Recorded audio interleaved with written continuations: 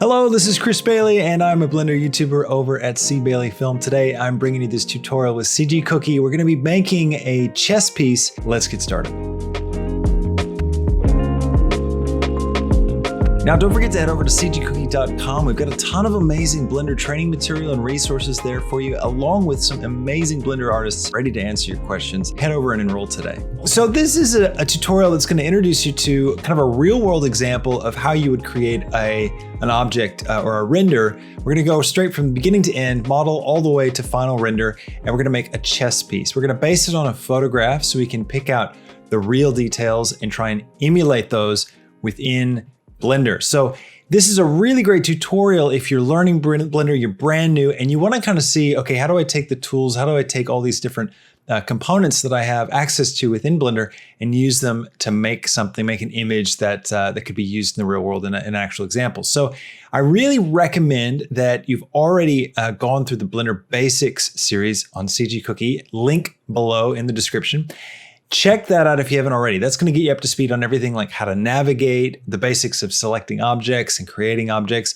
So I'm going to assume you've got the basics down. You know how to actually move around in the workspace, but I'm going to be explaining this from sort of a ground zero. We're going to start with a real basic foundation and end up with the final image. And I'll just show you some tips about how I use Blender in a professional setting so that you can begin to practice that too. All right, so let's get started. The first thing I want to do is I want to get a reference image to look at so that I've got something to kind of draw from and to make decisions around how I need to have my image look. So I'm going to create a space for that in my viewport. What you can do is if you bring your mouse over to one of the corners of any of the windows in Blender that we've created, you can click and drag to split and to create a new panel. So you can see I click here, drag, and create a new panel there. And then you can get rid of them by clicking and dragging up to replace panels. So I'm going to come over here and I'm going to go to the image editor. So I'm going to click open and I'm going to navigate to the reference image and load it up. Okay, so I've opened up my reference image. Here's the chess piece. Okay, now the next thing I want to do is start to model out my chess piece. So I'm going to hit A to select everything in my scene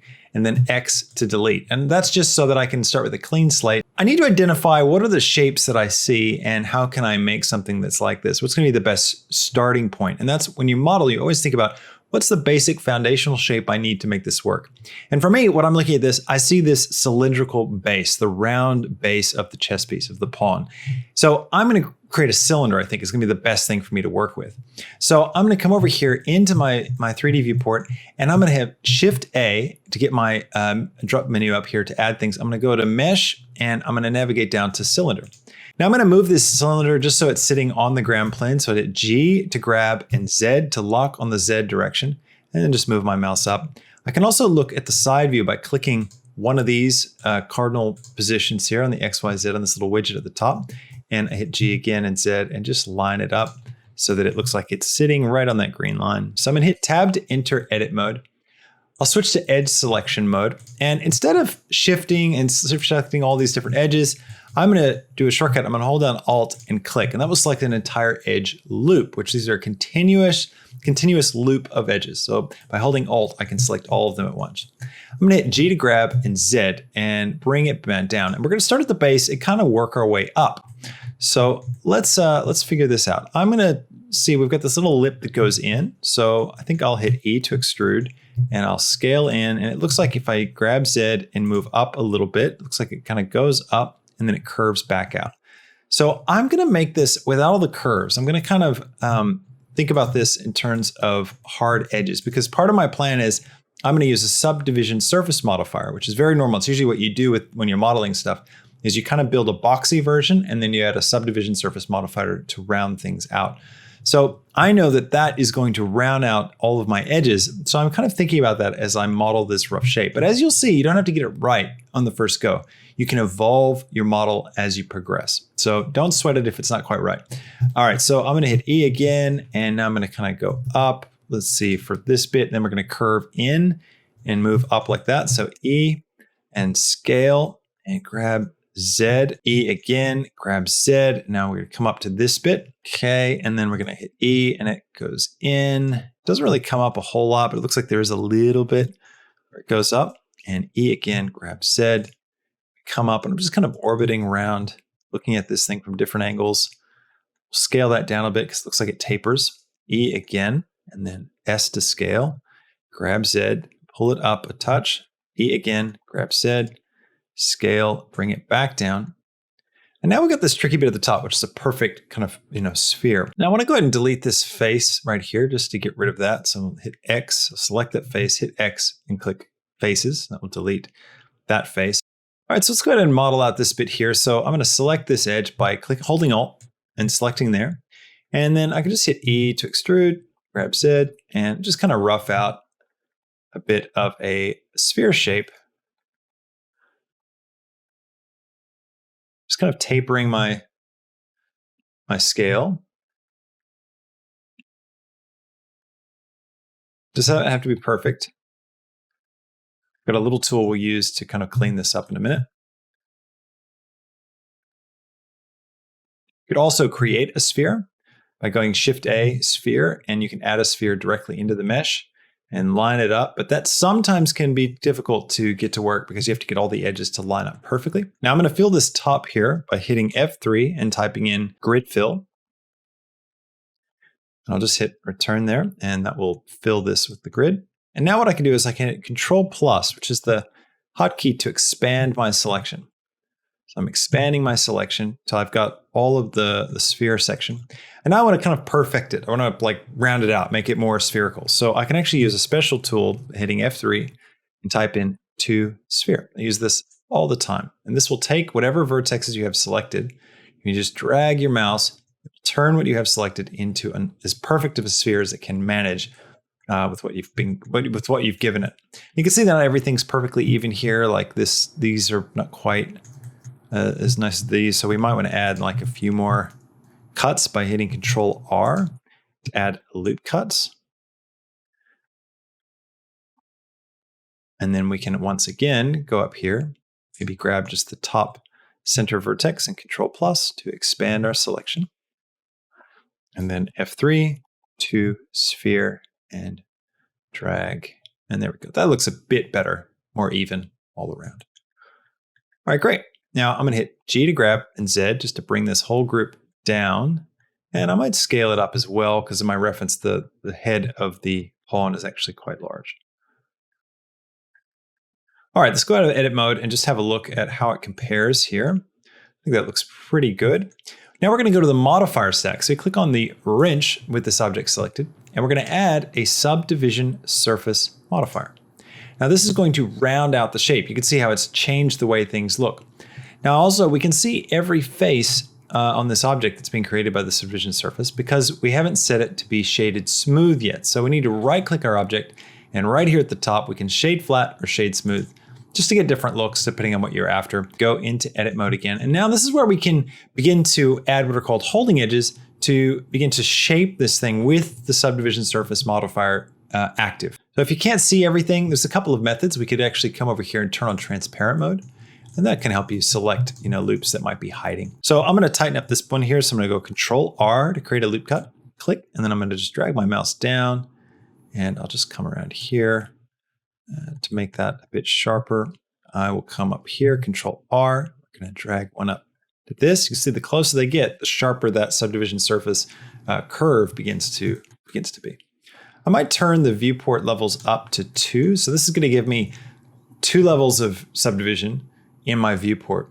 Now, be aware that there's a difference between level viewport and render. So render is what it's going to do when you actually render. So you might turn this way up high so that you can work faster in your viewport, but still get a nice result. But then when you render, it's going to make it really dense and render it at the highest possible quality. But be aware sometimes that this can change the look of things. So it's a good idea to check and see what that's going to look like. I'm just going to leave these matching for now. I think that's fine. I like to pop out of edit mode as well, just to check and see how things are looking.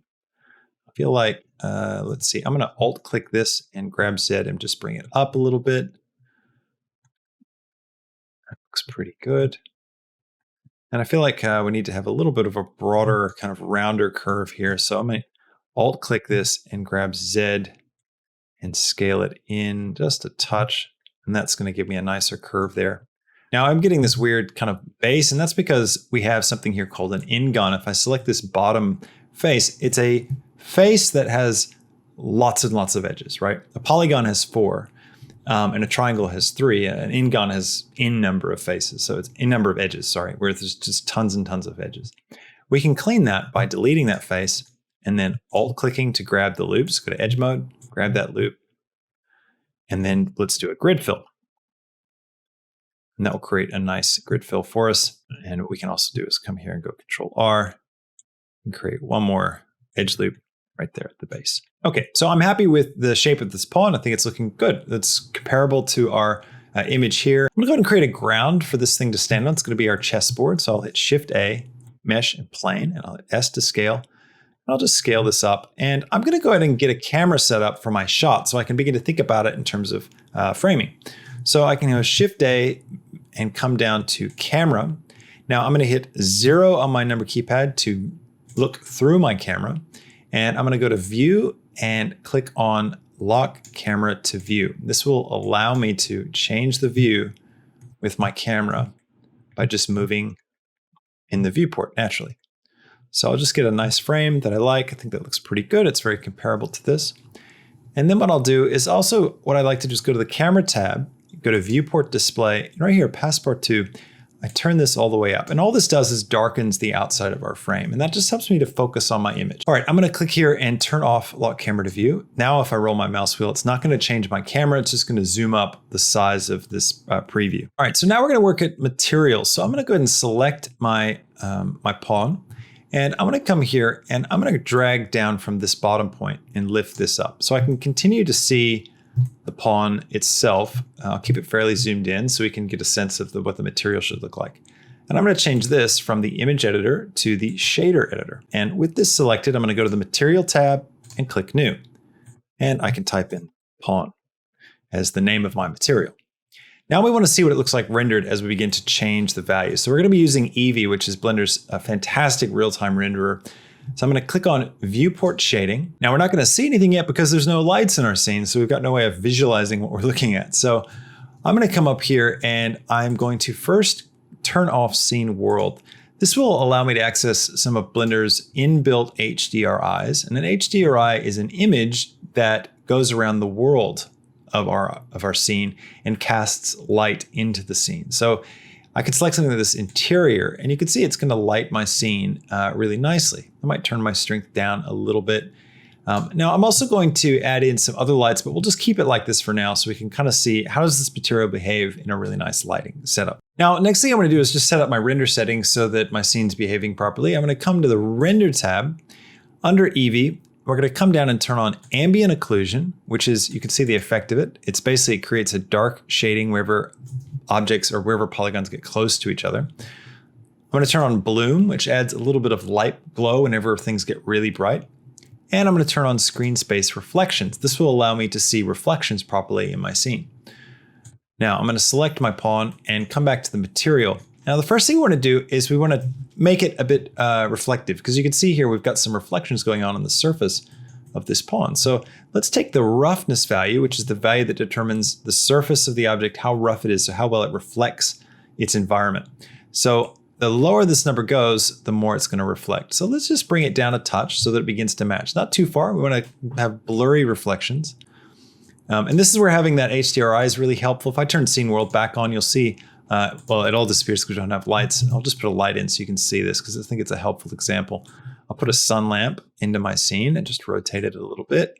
And I might actually Shift D to duplicate, and then R to rotate, and Z and wrap another one around so it's just behind it. Come on, come on. There it is.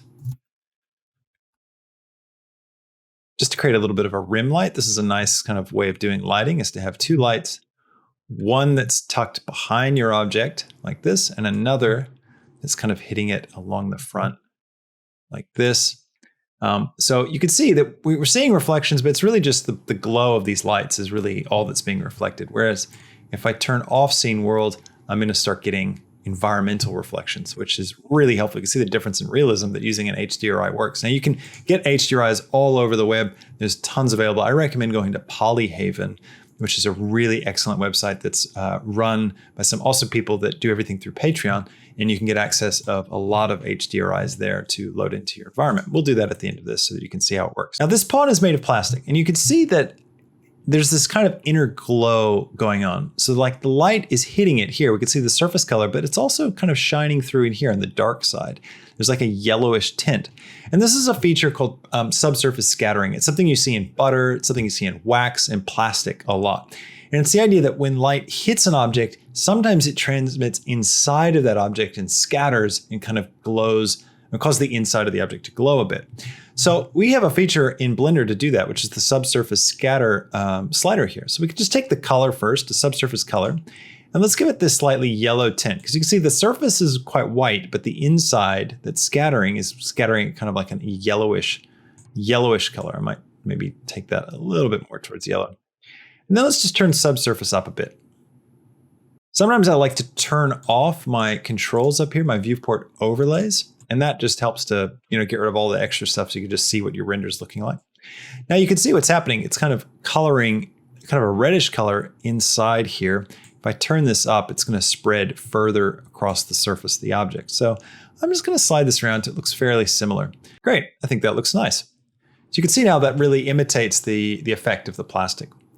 Now let's go to make a checkerboard. So I'm going to select my floor, the plane here, go to the Material tab, click New, call this the board. And for the board, we're going to create a very simple material. We're going to use one of the textures that are available. These are all procedural textures that Blender can make within itself. So I'm going to grab the checker texture, which is specifically for this kind of a thing. And I'll plug it into the base color, and I'll make this one black. So we've got a white and black checker texture.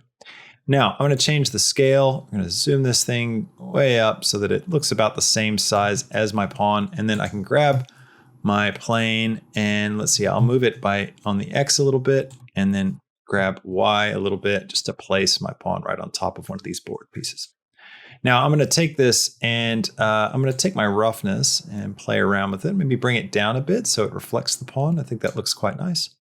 Now to create just a little bit more realism, it's nice to use procedural noise in our shaders to create little variations in the color or in the specular or the roughness. You can do this with all different types of material inputs. It's really, really useful. We're just going to do a little bit into the base color. So I'm going to go Shift A and I'm going to grab a noise texture, drop it right here. And then I'm going to grab a color ramp so that I can have a little more control over what happens with this noise texture. And I'm going to plug it into the factor, and then I will take the color and plug it into the base color. Then what I want to do is I want to take this black color and I'm going to bring it up closer to white. I'll have this subtle noise that's scattered across the surface. It kind of looks like marble. In fact, if I bring up my distortion a little bit and bring down my scale, it is actually going to look a lot like a marbling effect. And we can do with this color ramp is we can drag these around to increase the contrast or to cut sections of this off. But this is a great way to add just a little bit more realism to a surface by just adding some variation in the color. The final thing that's really helpful creating realism is adding a little bit of a bump texture to your material. You want to always add some kind of bump to your materials. So I'm going to go Shift A and type in bump to get the bump node. And we're going to do the same thing. We just grab a noise texture right here. So noise texture. Now, as you saw with this noise texture here, it creates, like a cloud-like pattern. And what we can do is plug the factor of this into the height. You can also grab the color. It doesn't matter too much with these. Color is just a colored version of the noise. But this is always going to translate it into strictly a black and white image. And it's going to look at whatever's white and interpret that as being high, and whatever's black, interpret it as being really low. And it's going to simulate geometry on our surface by changing the way the lighting behaves when lights strike it. So we can take the normal output and plug it into the normal of our material, and you'll see right away we get this bumpy look to our object. Now, what I can do is turn this down so that the scale is quite low, something like 2. And then I'm going to take my distance, and this is the value that you use to kind of change how high and how low those bumps need to be. So I want to decrease these a lot. I'm going to bring it right down just so that it's maybe like 0.1, 0.2, a real subtle effect. Now what this does is it's just going to break up the surface of our object a little bit, and that can do a lot to add realism. Now, of course, you could crank the scale up and do a really strong effect if you wanted to go for an interesting look, something different. But all of these things working together, I think, are really going to give us a nice result. Now, the last thing I want to do is take my camera, and I'm going to finish setting up my shot by turning on depth of field. So come to the camera, click the camera tab, and then click depth of field. Once depth of field's turned on, I'm gonna turn my f-stop right down until things really start to get out of focus, something like 0.2. And then I'm gonna bring my focus distance around until it looks like the surface of my pawn is in focus and looks really nice. Now, because when we hit render, we're not gonna get this environment texture because Blender is always gonna use scene world when it renders. So if I turn scene world back on, we're gonna get a sense of what things actually look like. You can see it's pretty dark, pretty dreary. So I'm gonna show you real quick how to plug in an HDRI into your world in order to get the same look. I'm gonna come over to this website, Polyhaven, which has a lot of awesome free HDRIs that people can download. So I'm gonna click Browse HDRIs, and I just wanna find a nice interior. So I'm gonna click Indoor. There you go, this looks like a ballroom. This is the kind of place I would expect a chess set. I'm just gonna download this as is.